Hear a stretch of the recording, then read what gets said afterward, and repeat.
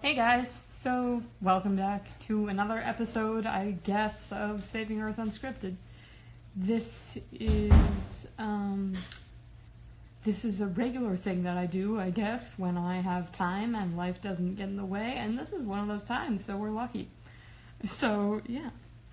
I guess we can just get started because my guest is already here, so we're going to be talking for a while until more people show up.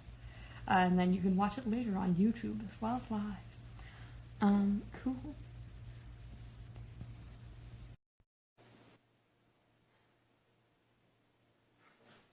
Connecting. Bum, bum, bum, bum, bum, bum, bum, bum. Hello. Hi, how are you? I am good. You're upside down. Oh, I am?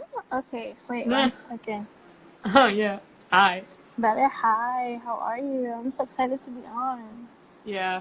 Yeah. Okay. So let me tell you, like, how I found you. So basically, I actually used to be a part of Zero Hour.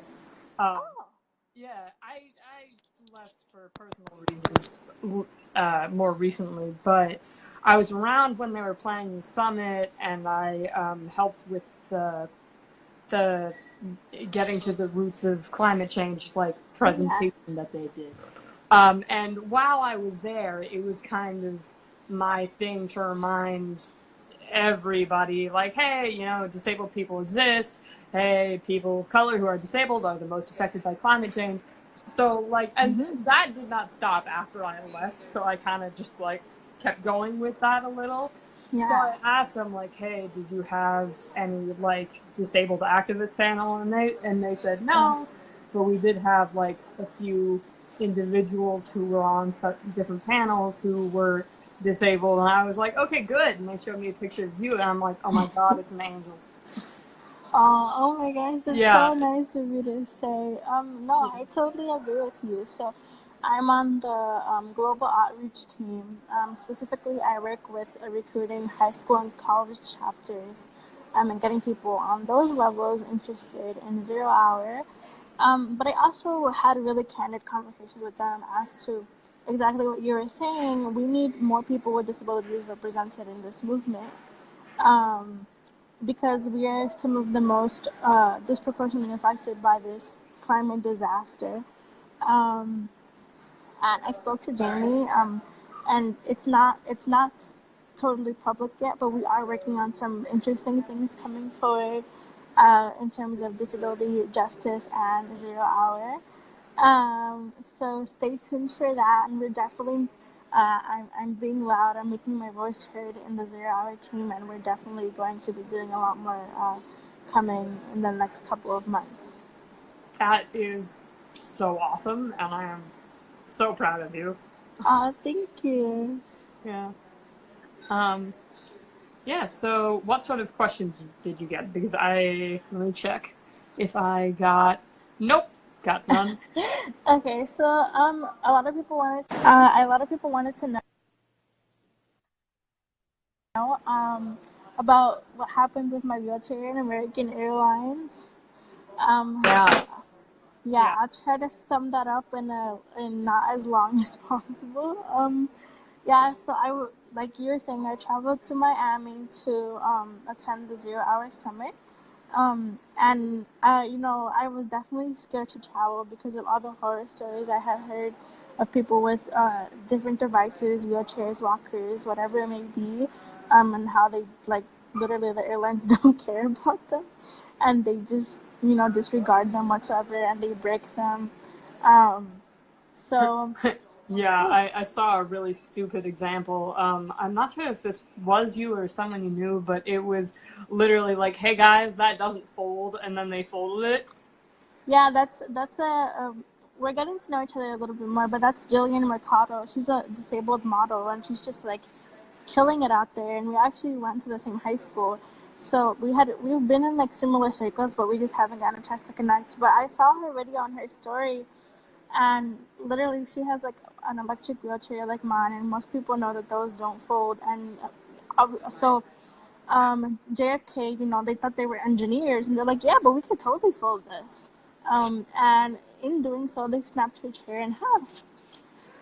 And in the video, which is like the most frustrating part to me, is that you see the agent just like plop the wheelchair cushion on top because that's gonna fix the problem, of course.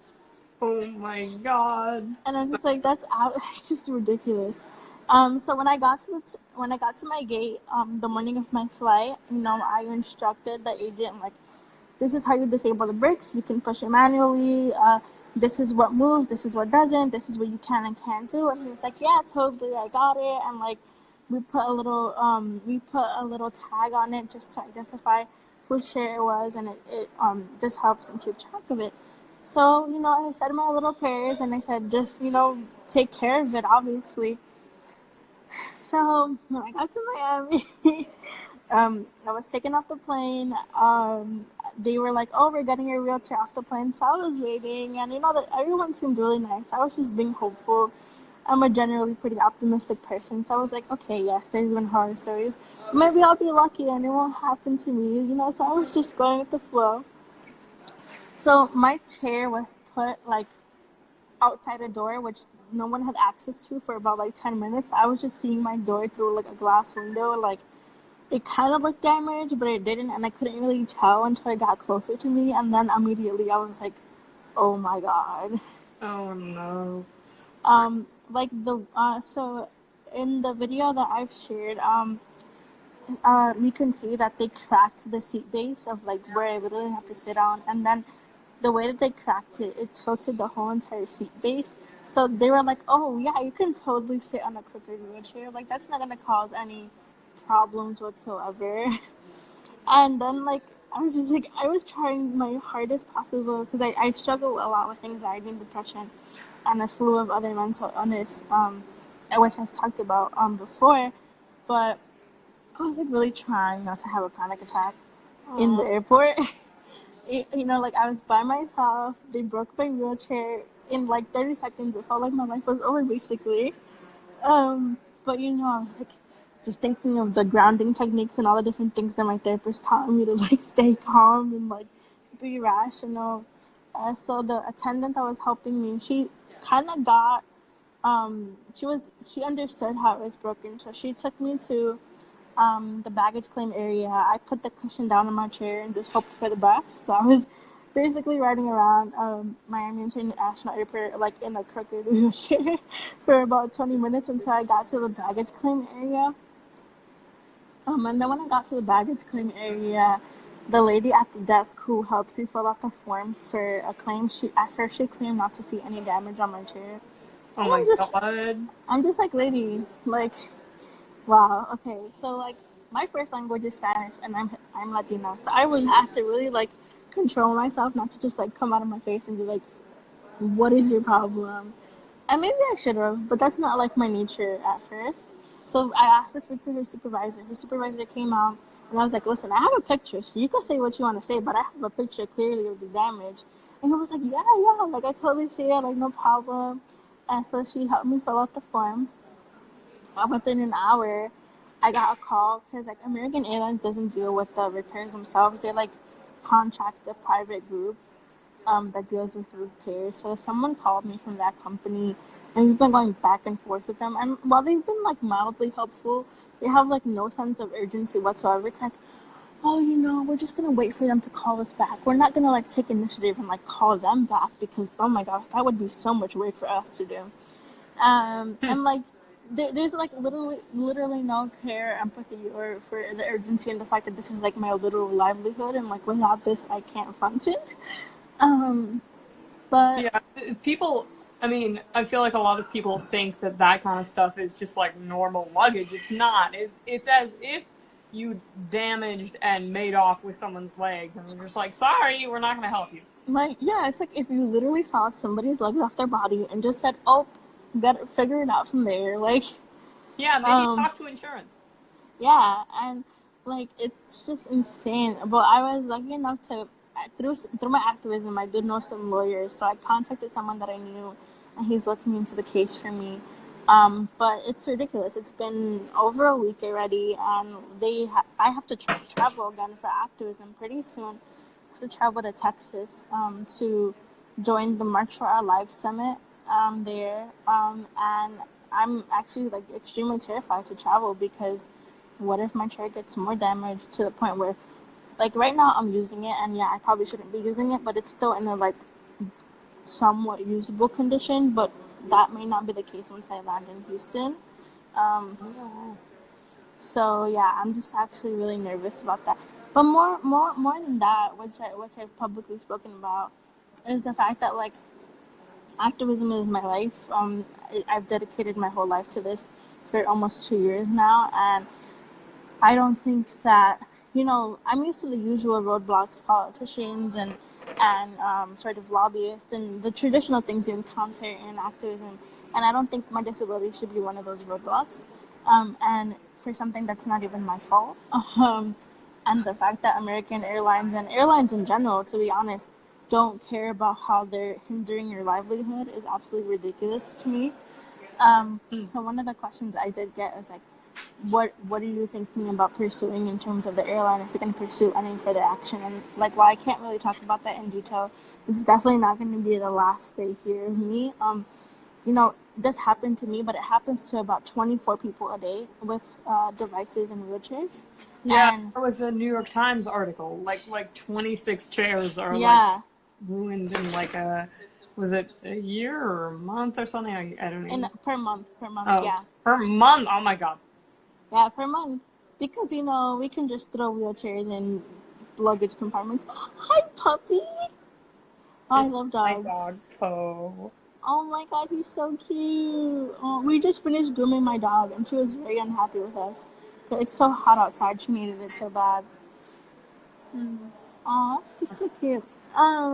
So yeah, I definitely, well, obviously this happened to me personally. I intend to pursue action that's going to change things for all disabled people because, like, I say, like, obviously it really sucks that this happened to me, but I always say everything happens for a reason. And maybe that reason was for me to change something on a bigger scale for all of us in the community. And it's going to take a lot of work and a lot of years, but I'm definitely committed to that process and hoping that at the end of it, we'll have some concrete change. Yeah, like this makes me so like grateful and happy to hear you say that because like it I mean, you can't, the people that do only look out for themselves, especially if they're disabled, you can't really blame them. But it's No. also extremely refreshing when people are like, hey, this doesn't happen to only me. This happens to a lot of people, and it's because of this, one common thing. I think we should, work together and solve that. It, like, it's amazing how many people don't think of like unifying against the problem, and like, I'm totally prepared to just like go to war with you. Oh, thank you so much. I know I'm the type of person that like I would just be on the front lines raging the whole entire time, like screaming my lungs out. And I know that's not everyone's reality. I mean that's just the way that I was raised in terms of dealing with my disability. Be loud, be proud, be out there because they depend on your complacency to not make noise because they want you to disappear. They want you to not act and they want you to not change the status quo. So I'm going to be out there making as much noise as possible. And they're definitely not going to forget about me. But I take it as a big responsibility to represent my whole entire community because I know there's so many people in my community with varying abilities, and some of them may not be able to advocate for themselves depending on their conditions. And I want to be able to be a voice for everyone as much as I can. Right, you So really are an angel. so yeah, it's definitely a lot of pressure, and people are always like, "Well, you put too much of that on yourself," and I was like, "Nobody understands this sort of life if you don't live it." And I have so many. Most of my friends are able-bodied, and they're some of the kindest people I've ever met, and they do definitely try as much as possible to understand, and if they don't understand, ask questions. But even they slip up and say things that I know out of their heart they don't mean to be sort of controversial, but it's every day of my life is education and teaching people what it really means to be disabled and sort of breaking the stereotypes. And that's definitely, well, that's like one of the questions I got, like how do you deal with activism and being disabled because it's like not inherently a space for us. Yeah, it's just like Yeah. wild because I always tell people not only are you fighting for the cause that you believe in, you're fighting to be able to fight for that cause. Yes. Uh, Oh my God. Yeah. Okay. Speaking of friends, though, so my best friend in the whole entire world, who will probably be watching this on YouTube later because I forward her everything I do. Um, yeah, she like there will be times where I will ask her like, "Hey, is there a ramp in front of this building?" And she's like, "Yeah, but you have to go around." mhm. And we went, you have to like go around the back of the building. And I was like, okay, sure, whatever. And then we got there. It was this place at like USC or something. We got there. There was a ramp right in the front. And it's just like, I mean, I guess because you're not using it, you don't really like see it, but that's still like unless you are disabled, you have no idea what it's like. And you Yeah, have no exactly. idea how many people don't notice really simple things. I always say that there's like this strange phenomenon called like able-bodied blindness. Like when you're able-bodied, you just like don't see things that like fall into the category of accessibility. It's like so weird, and for us, it's like super normal. And you'd be like, how do you not notice these things? But it's crazy. Like going out with my friends, like little things they don't even realize that. Because people have like an umbrella term for what they think accessibility is, but there's so many little components that fall into it that people don't realize also make things accessible. And it's like, okay, yeah, this one thing is accessible, but is all these other stuff accessible for me too? So like I remember when I was in GC and I was doing like a huge lobbying initiative with March for Our Lives, and we had to go like all over the capital area. And DC is like a really well accessible town, but even like cross streets and stuff like that, you always have to make sure there's like ramp inclines for you to be able to go down. And sometimes on cross streets there weren't, and it's things like that where it's like, wait, guys, I maybe have to go the long way around just to get to where I need to go. Which even that in itself, like I do appreciate the effort in trying to be accessible, but we should be able to we shouldn't have to like plan our days with 10 minutes extra ahead just because it takes us that long to get somewhere that it would take an able-bodied person like 5 minutes to get to. It's like really annoying. Yes, yes. In my chair, which is manual and which I am grateful to say I can, control with my own hands. Mm-hmm. And like by my own will, I guess I have this instinct where, no matter what I'm doing, no matter who else is with me, I will go faster than everybody else just because there's so many other times that I have to wait for everybody else or wait an exceptionally long time. Yeah. Yeah. And like there was this, oh, on July 4th, actually, my mom's friend had like a party and her building wasn't accessible, but she's a really good family friend. So I was like, it's okay, guys, you can go. And I'll like wait at a Starbucks until you guys like finish up, no problem. And but then like the Starbucks ended up closing early because I didn't take into account like holiday hours. And so yeah, I ended up waiting out like outside of her house like for half an hour while my family was up there, and I was just like losing my mind slowly just because I was out there like with no way to get inside of her house. And like I wasn't mad at my family or her because it's not her fault. It's not their fault either. But it's just like I guess you're just mad at society at that point because you're like it's so simple to just like flatten out stairs. Like what are No, you're stairs? mad at architects. That's yeah. Yeah. I actually I want to be an architect and designer when I'm older, or I guess just like once I get the opportunity to take Yeah. classes for that. And once I am, if I ever find a real career in that, like every single building or space of mine will be accessible, and not just in the traditional ways, like Yeah. this is the standard of what you could do. Like it, People always do the bare minimum and then they feel proud and they like give themselves a pat on the back, and it was like, yeah, that's not enough, man. Like that. yeah, no, no. My worst thing is like, right, you'll be like, okay, cool, this building has a ramp or this building has like a paved sidewalk so I can go in, no problem. But then you go in and like the doors weigh 50 pounds and you can't open the doors by yourself, and it's just like, hello, like what is that? Like I don't understand. Oh my God, physical therapy offices whose doors are too heavy to open. Our physical therapist office with stairs, and I'm just like, that is just not no. It's just so confusing to me. But it's clear things like that where you can tell that people are building things just to blatantly build them and not thinking about how their function is going to impact people. Yeah. And it's Yeah, absolutely. I mean, it one thing that doesn't make any sense to me is, speaking of architecture and speaking of people just blatantly building things, is just at almost every house, even those that just have one floor, there's like one little half step in front of the door. And it's just like, you don't even need to do you that. don't It need doesn't it. You even look don't that good. like what is the point? You just want them to like lift your leg. I don't even understand. Like and Yeah. I've lived in my apartment for 21 years, my whole life, and my building has 4 steps in front of it.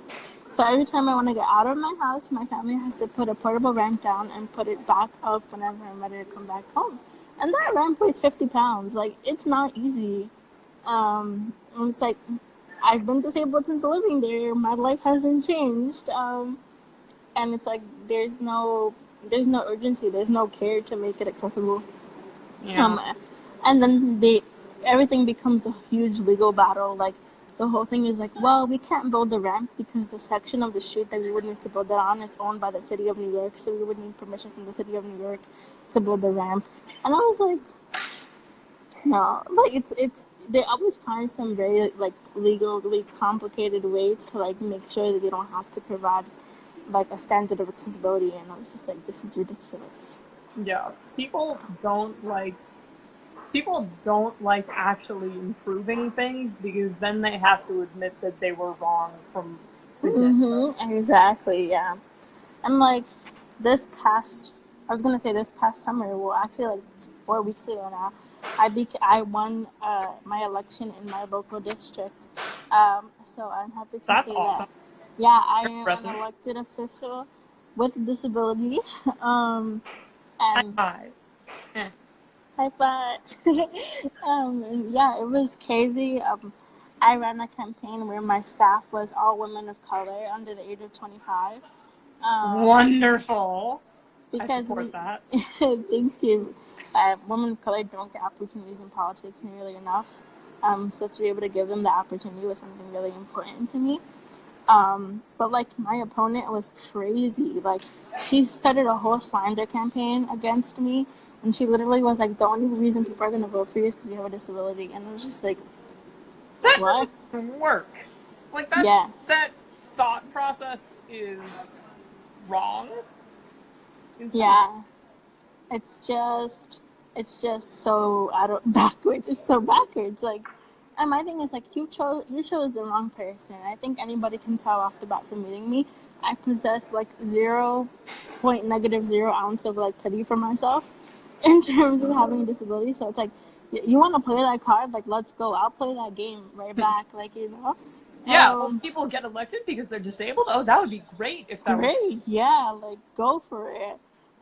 And I ended up winning, so oh well, too bad for her. um, and it's just like, but then it was crazy because when I won, my inbox was like flooded with like messages from little kids from like across the country saying like I inspired them, and I think like it's crazy to get messages like that because I'm just living my life. I'm not like actively waking up and I'm like today I'm gonna inspire people. Like that's not my goal in life. Yeah, yeah, Um, it's not like before you go to bed each night, you're like, I was a celebrity today. Exactly. But to get those messages like that, it made everything worth it. Even all the outlandish rumors she was spreading about me for some reason. Which is ridiculous. I was like, you're making yourself look worse by saying these things, not Yeah. better. But for somehow she thought that was a good idea. I don't know. Speaking Um, of candidates, though, or like elected officials, what are your thoughts on the potential presidents of the 2020? I mean, it's not even close to 2020, and I'm already exhausted by the presidential election. That's my first. Yeah, yeah. but but I really like. I'm a really big fan of Pete Buttigieg. Like he's the love of my life. It's so bad, and like He's a nice gay white man. yeah.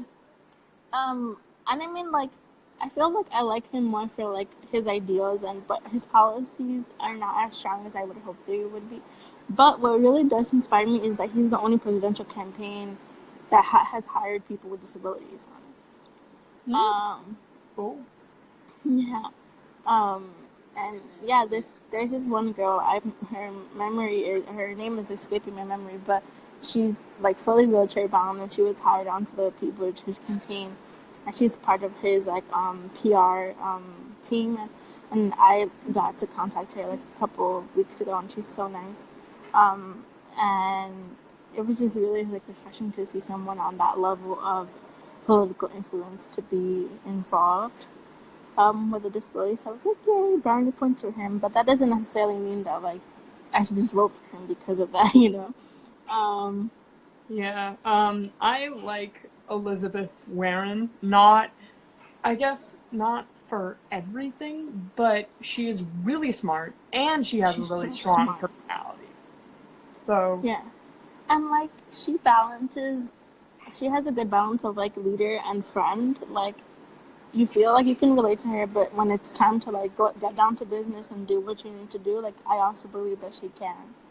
yeah, yeah, And yeah, I think she's like you said, she's so smart, and you know everybody's making a joke out of her, but she really does have a plan for everything. yeah. Have you Um, heard? Well, first of all, have you read Harry Potter? yes, Okay, so have you heard of the Luna Lovegood weird candidate, Marianne or Marlene? Marianne Williamson. Yeah. Yes. Have you heard that she said something about like mental illness is caused by not being in touch with whatever, and it was something along the lines of like disabilities are caused by not being in touch with nature and each other, and it's like we're being punished by Um, not being connected to society or enlightened or whatever. It was that. Okay, I could sit in a prayer circle on the grass and like talk to the sun, and that's not gonna cure me of my disability. Like that's No, no. like no, no, that's so bad. And if she believes that, that's very concerning. Yeah, she would Yeah, be a really dangerous president for a lot of disabled people because yeah, instead of like, making like medication more affordable, it would be like, no, go sit in a circle on the grass and talk to the sun. exactly. And it's like, and I don't think that works. I spend a considerable amount of time in the sun, and I am still here in my wheelchair. So, Yeah. yeah, I don't know. That's concerning. And I think just like people were fighting for climate change to be spoken at the debates and gun violence prevention to be spoken at the debates, nobody talks about people with disabilities and how the healthcare system really like disproportionately affects us. And like I wish there would be more sort of noise around that and trying to make that sort of like a main stage topic. Um, I mean, like I'm really fortunate to be able to have received like pretty, pretty much all the care that I need to sort of be able to be healthy and live life. But that's not the reality for everyone, and everybody deserves that. Um, and you know, most of our disabilities are going to be categorized as pre-existing conditions, and it's like, no, like these are things that affect our daily well-being and our ability to live life like freely without like aches and pains or as much as possible. I feel like pre-existing condition as a term was just invented so other people didn't have to do anything about it. Yeah, it's like let's put all the things under this term that we don't understand or are too complicated to deal with, so that we don't have to deal with them anymore.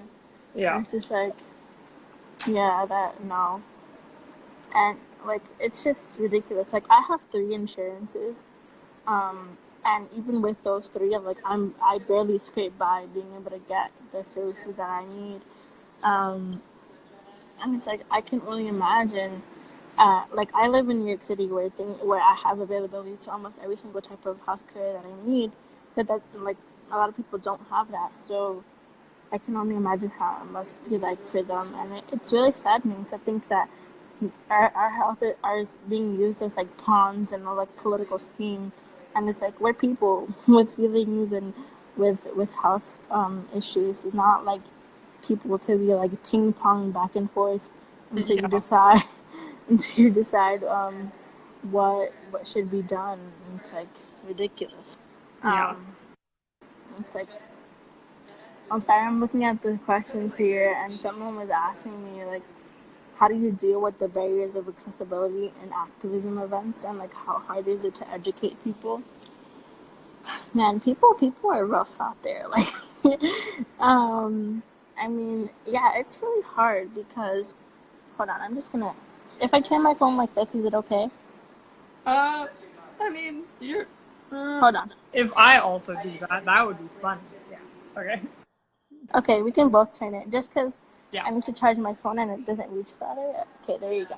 Okay. So, yeah, it's definitely hard, and I think when people think about disability, they right away think about like physical disabilities, which is important, but there's a whole spectrum of disabilities. People in the deaf community, people in the blind community, people with all sorts of different disabilities, and I think something that I was even talking to the 0 Hour team about is their PowerPoints, like making sure that if someone is colorblind, they can still read the PowerPoints and not choosing colors that would make someone with colorblindness not be able to see the characters on the PowerPoints.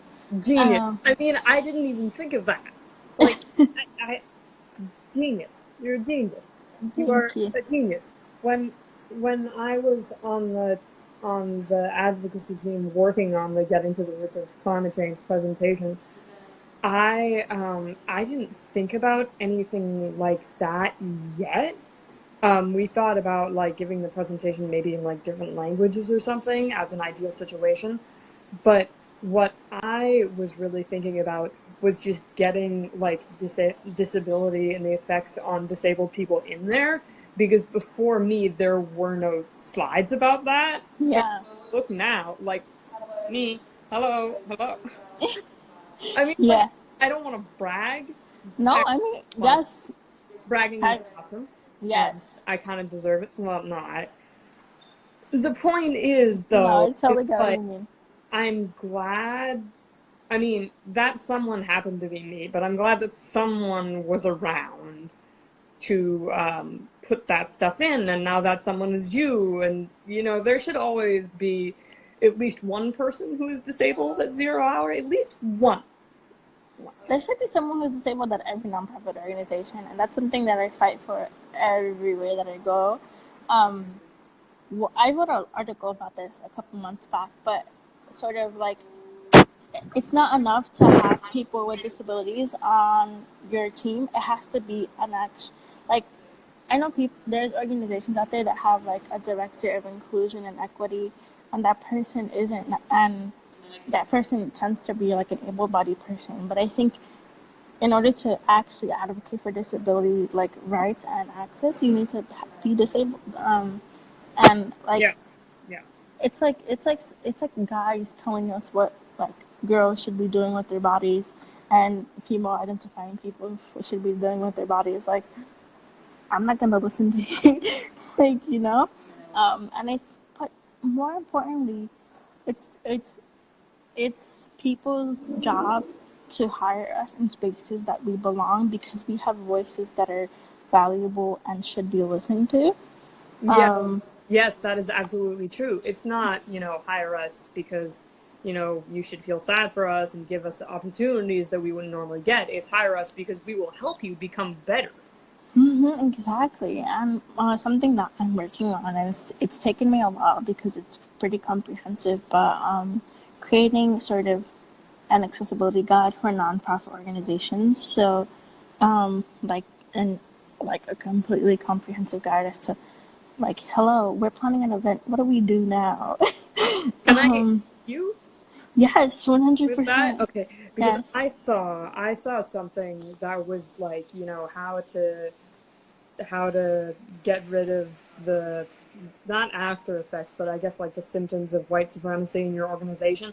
And it was stuff that I didn't even think of, like perfectionism and like sense of urgency with stuff that doesn't need a sense of urgency.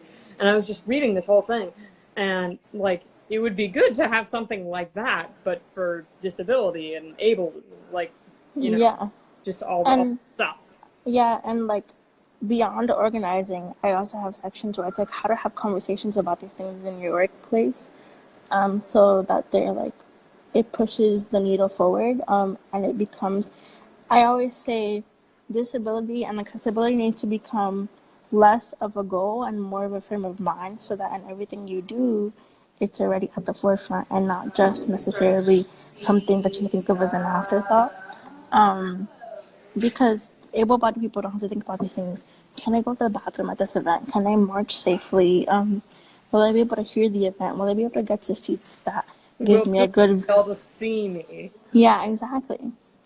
And something that I encounter a lot, like a lot of my activism is like participating in marches and stuff. And while a lot of marches have like route marshals,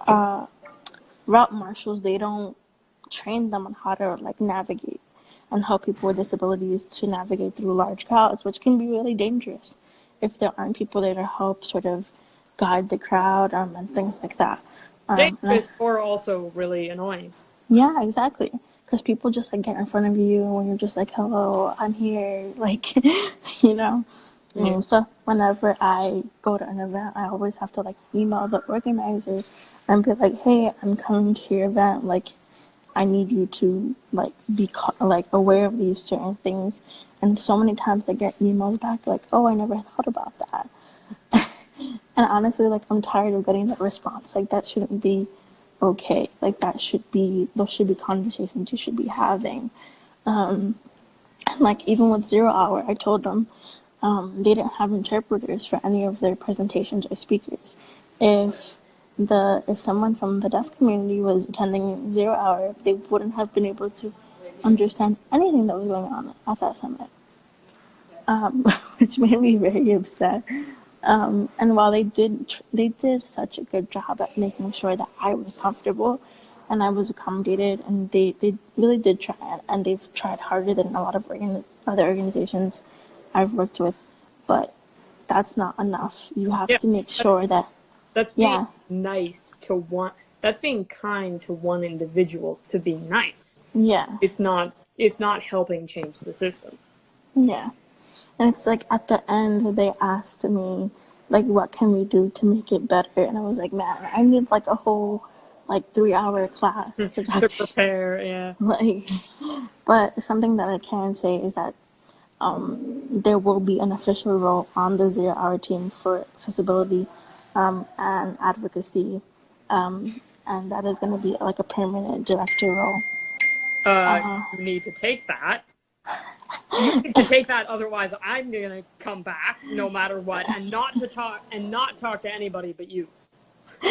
Because when I said personal reasons earlier, I meant personal reasons, but you take it or I will. Yeah, no, I've definitely something I talked about the advocacy team on, and talked to Jamie personally. Jamie and I are really good friends, and it's something that 0 Hour is gonna have, whether they are ready for it or not, and it's something I'm definitely pushing for, and they're really open to it, and I think I've helped to open their minds up a bit, just seeing me navigate around the summit. And even like, so, you know, those slides that you made for getting to the roots, so I actually screenshotted those slides, and I'm part of this like, oh my gosh. Yeah, so when I was full circle, we're going full circle. Yeah, so when I was there, like, I was so excited to see just like that disabled vocabulary like on screen, so I took a picture of it. And I'm part of this like group chat with like 400 other disabled people from like around the country. And I was like, hey guys, like, I'm at the summit, and like, look at this slide that I just saw. And Get me into that. Yeah, and so many people commented like, oh my gosh, that's so great, and like, that makes us feel like seen, and so you should be totally proud of yourself for that. I am totally proud of that. And also, get me in. I want to talk to those people. Yes, I definitely will. I'll send you an invite as soon as we get off this. But I think 0 Hour seeing that type of reaction, while I shouldn't have had to wait for that, I think it definitely helped them understand how important it is to put inclusion at the forefront of their movement. Yeah, because it's everything that they talk about.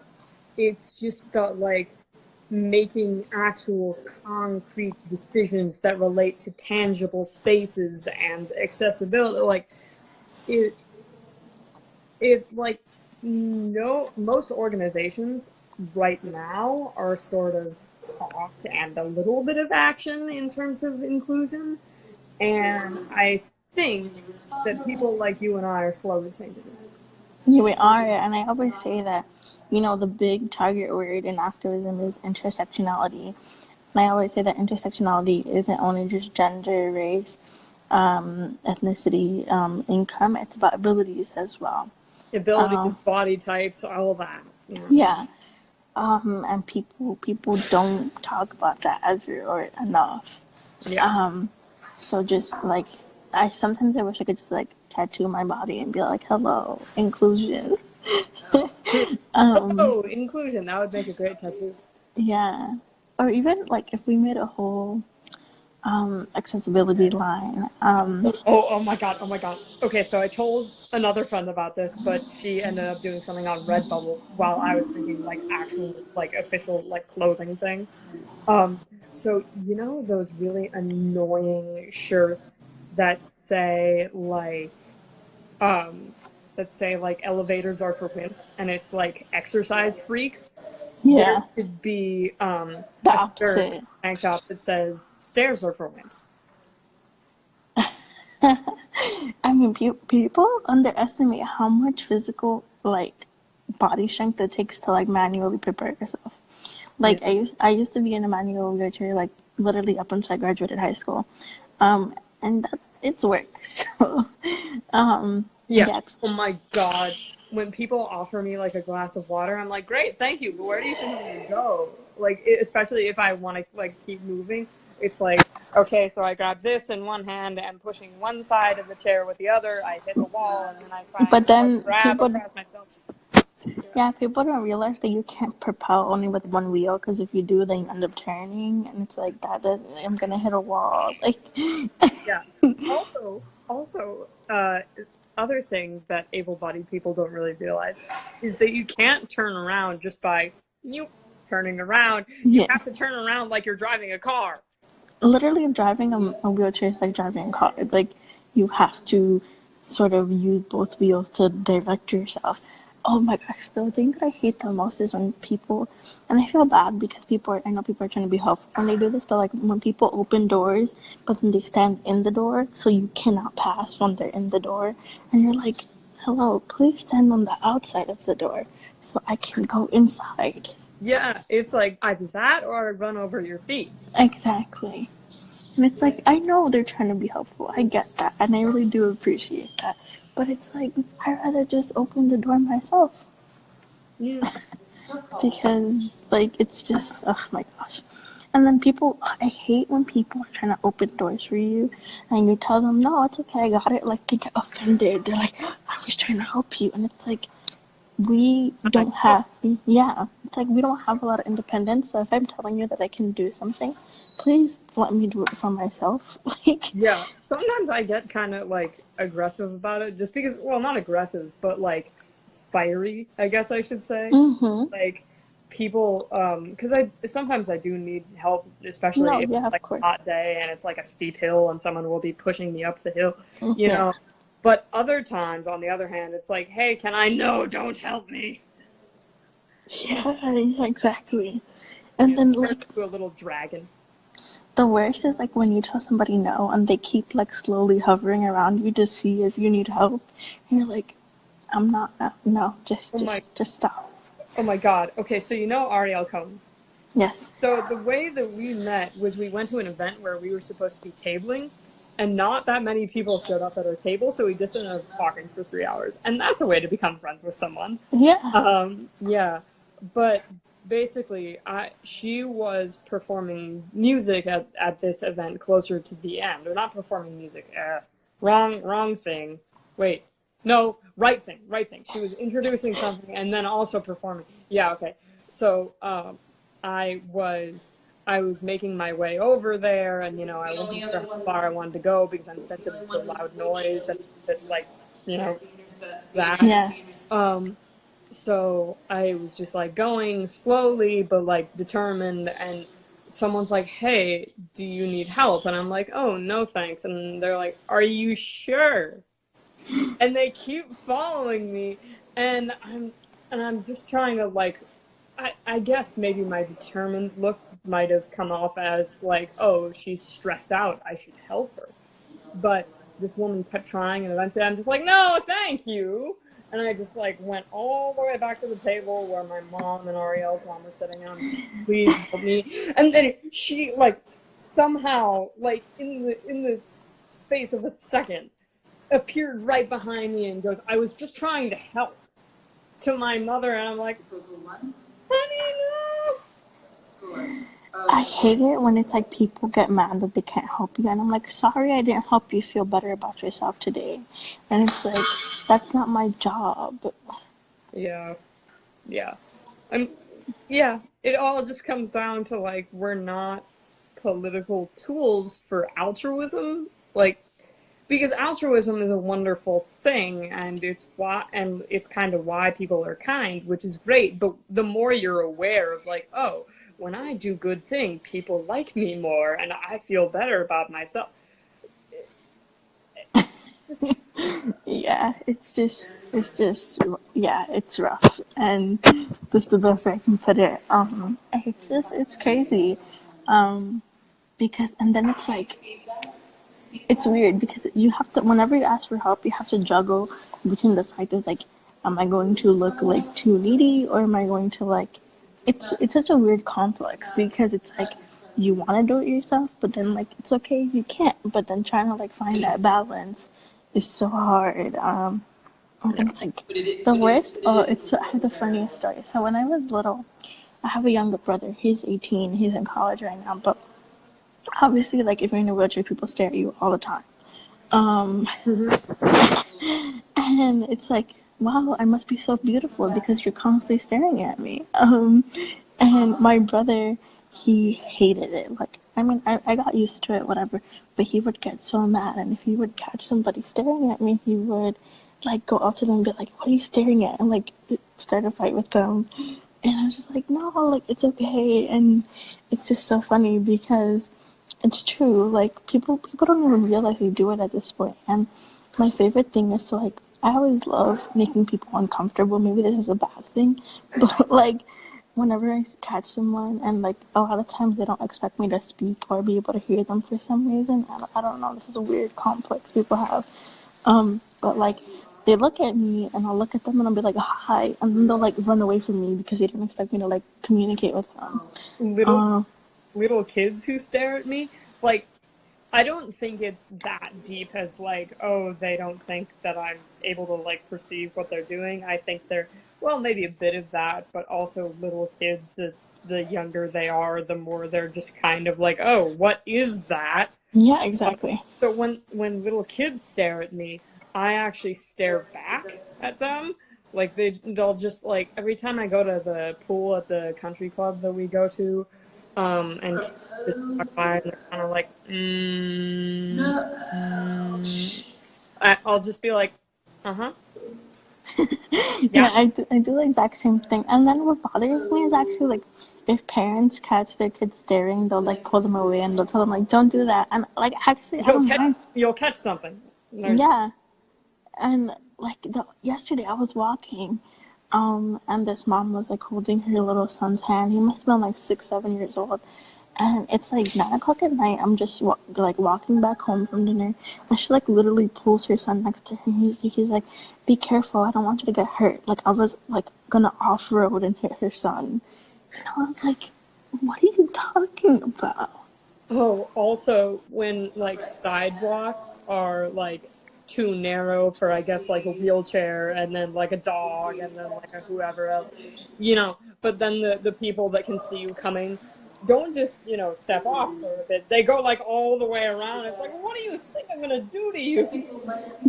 They like give you the most clearance possible, and it's like I'm not like an airplane. I don't need like 6,000 feet of space like to navigate. Like I don't understand. Yeah, the next time people do that, I'm just gonna be like, are you scared? I should do that. Like, or maybe I should just make signs, caution, contagious, and then people will just leave me alone. That would be really funny. Also And depressing. Which yeah, is pause. I was like, no, I know. It's so funny because like people who aren't disabled, I make like jokes like that all the time, and they just look at me and they're like, "Should I laugh? Should I not laugh?" And it's just like I have no idea. But it's like well, it is like, if I'm laughing, you can laugh. exactly right. That's exactly what I say to people.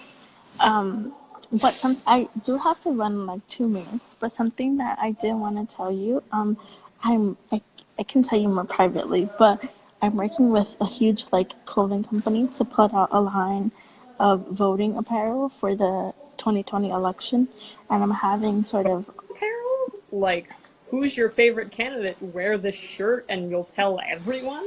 no, it'll be like it's using technology to get people registered to vote. So we're gonna Oh, have, dumb. That's a good idea. yeah, so we're gonna have like QR codes, and we're gonna have like different sort of like voting like apparel based on that. But my campaign like is obviously 100% inclusive, and we need people to like be ambassadors of the campaign. So I definitely wanted to like let you know about that. I want to wear a cute sweater with a QR code on it. And it's super cool. Like we're gonna have everyone come out to New York and do like a photo shoot, and everything. It's like a year away from now, so we have time to like work out the logistics. I have time to address my travel anxiety. Specifically plane anxiety. Thousands of feet up in the air, there's nothing below you under the floor. Ugh. No, I totally understand, but I definitely want you to be a part of this. I wanted to give you a sneak heads up, but I will definitely like DM you with more information as to who it is and what we're doing specifically. But yeah, so it was so nice talking to you, and I'm so happy we got to like vent and talk about activism and all the things I'm up to. And I definitely would love to do this again. Yeah, yeah. So I'm going to, what am I going to do? I'm going to screen record this, I guess, like after it, like, comes on. And then I'm going to put it on YouTube, and you can share it with everyone who didn't see it this way. Okay. Awesome. Thank you so much. Have a good one. Yeah. Bye. Mm.